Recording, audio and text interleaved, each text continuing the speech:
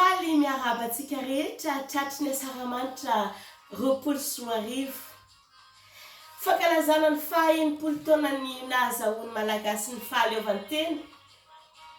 Vola vy manolotra ho anao anio tononkalo nosoratany Rose Gasy. Ndesika malagasy tsy akanavaka, anangan-tsaina malagasy ka hiavaka.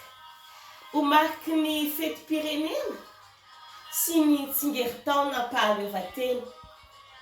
Ka na an-trano na takelaka izany, ndeha ataontsika hatrany an-trano ho mariky ny fitiavam-pirenena, an-tsitrapo anefa fa tsy terena.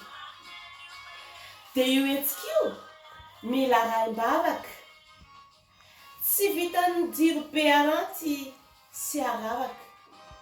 So mivavaka ataon'ny tsirairay no ampilamina ny firenena indray. Dia mirary antsika rehetra ary ankalaza ny mpifaliana ny asaramanitra.